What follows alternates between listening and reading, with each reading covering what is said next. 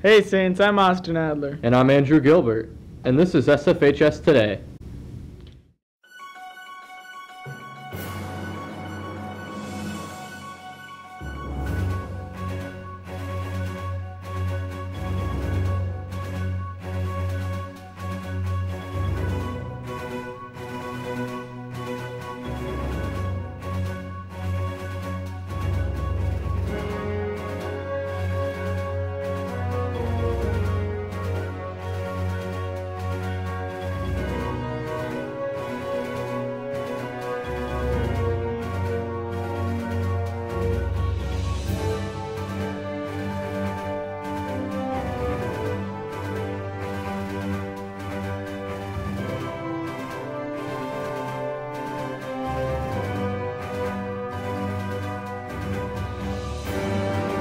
In national news, the country mourned the death of George H.W. Bush, the 41st President of the United States.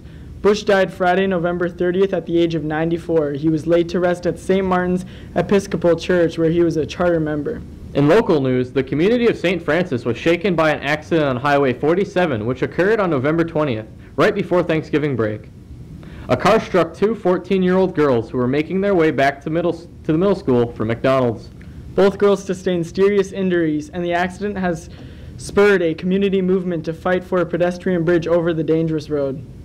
One victim is home now, while the other remains in the hospital. People held an awareness rally to draw attention to the issue. We'll try to update the story as it unfolds. In school news, it is registration time. Counselors have been working to get students registered for next year. Juniors registered last week on December 6th. Sophomores will register this Thursday, December 13th, and freshmen will register next Tuesday, December 18th.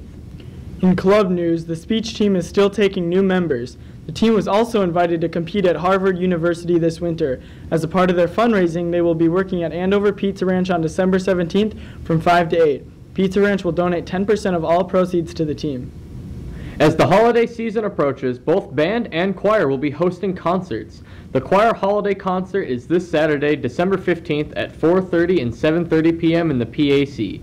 The jazz band held a concert on Friday, December 7th, and all bands will perform their holiday concert on Monday, December 17th in the PAC.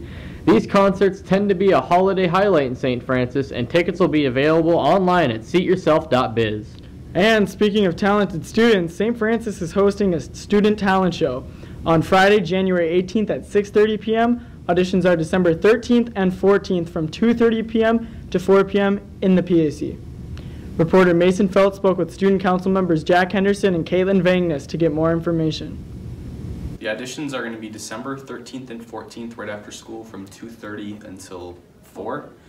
And then the actual show will be January 18th from, 6:30 until whenever it ends.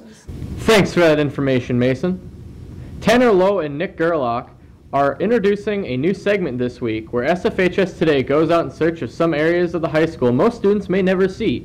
As the theater department's benefit production of Joseph closed this past weekend, Tanner and Nick visited with the tech team and got an inside look at the tech booth with Inside SF.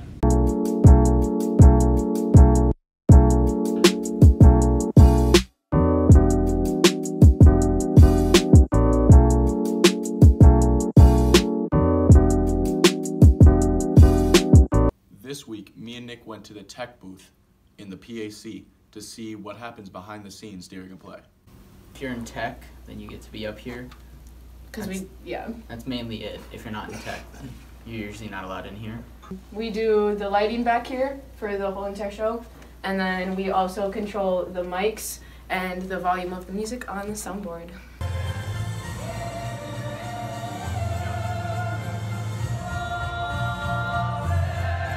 With this thing, we can, if people have mics on, we can hear what they're saying. With their mics being muted, which is a fun time.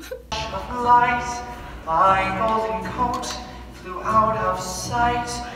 Me and Nick also got to see a little bit of the rehearsal. Definitely the best seat in the house. That's all we have for you this week, Saints. With the new try, SFHS Today is working on a number of new segment ideas. We also started a new segment called Challenge of the Week. Paige Aldrich and I with more. Hey, this is Austin Adler. So we are starting a new segment called Challenge of the Week. So we pulled 2 freshmen aside to compete in 3 sets of challenges, and one will win, one will lose.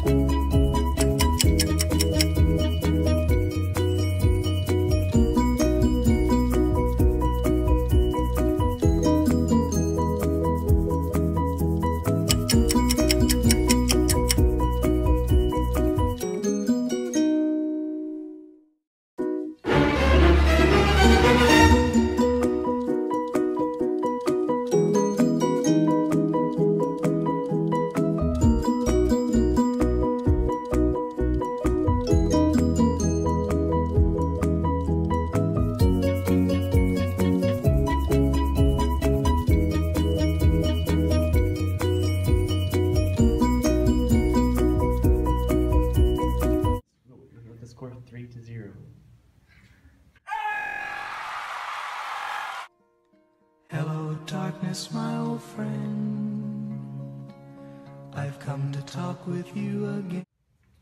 Good game.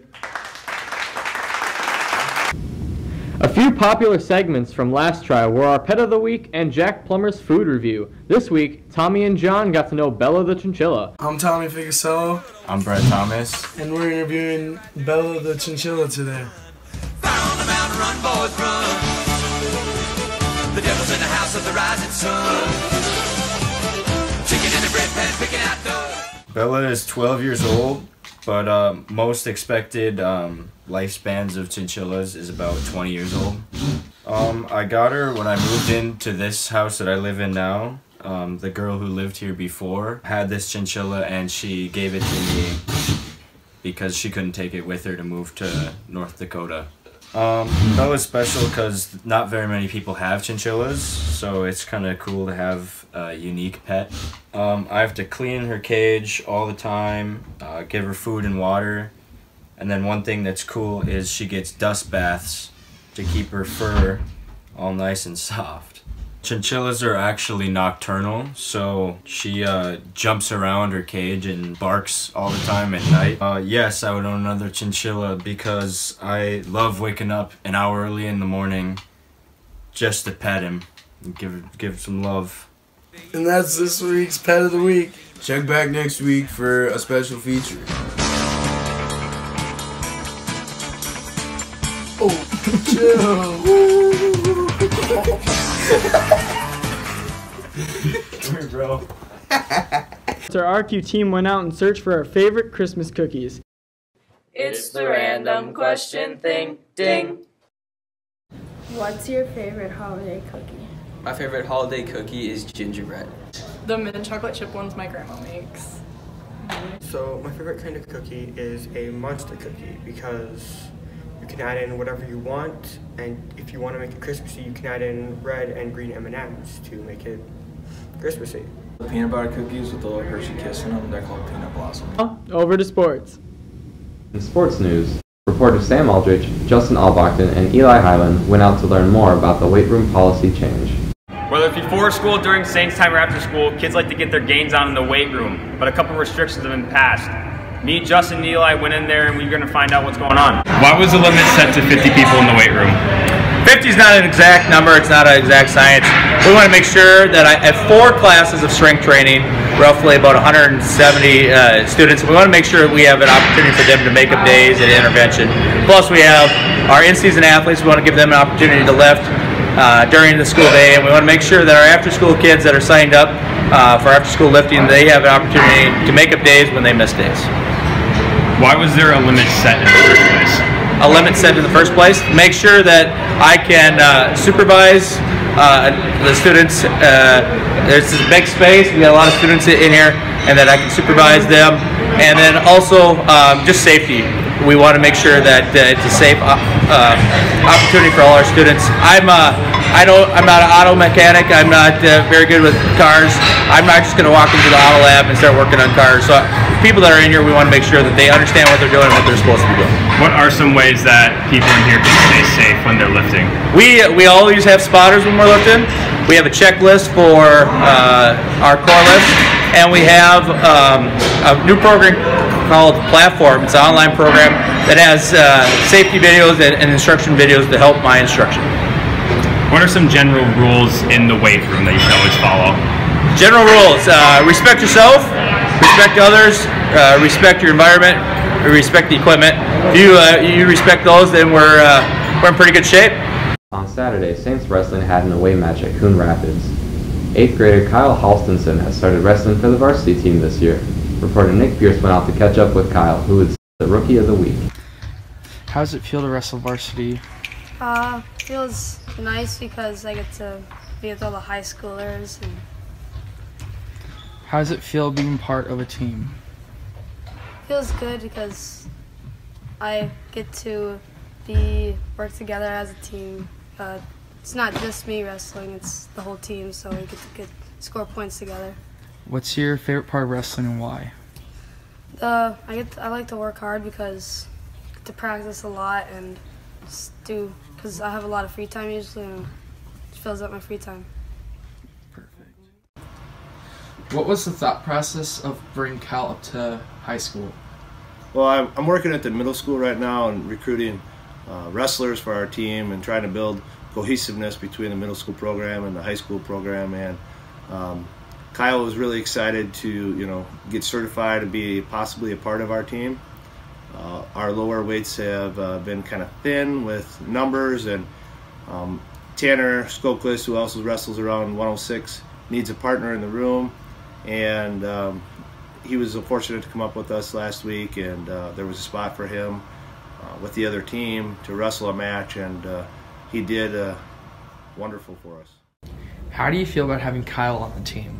I feel good. Kyle's a really good wrestler. He's always wrestling hard, practicing hard. He's always got everybody's back, and I think he's a great asset. How does the team benefit with Kyle? The team benefits pretty good, I think. He got his first varsity win against Cambridge, which helped us come within close against Cambridge, but overall I think he's a great wrestler. What challenges does Kyle face? Well, in wrestling we have weight classes, and there's a minimum weight and a maximum weight, and actually Kyle just barely meets the minimum by 2 pounds. And wrestling 106 at 95 pounds is difficult. 11 pounds difference there for the majority of the athletes is difficult, but you got to think of those students that have lost a little bit of weight, maybe weighing 112, 113 and cutting to 106. Now Kyle isn't be able to have the same strength as those kids, but technique usually plays a good role, and he has some good technique that really helps him. That's all I have for you this week, Saints.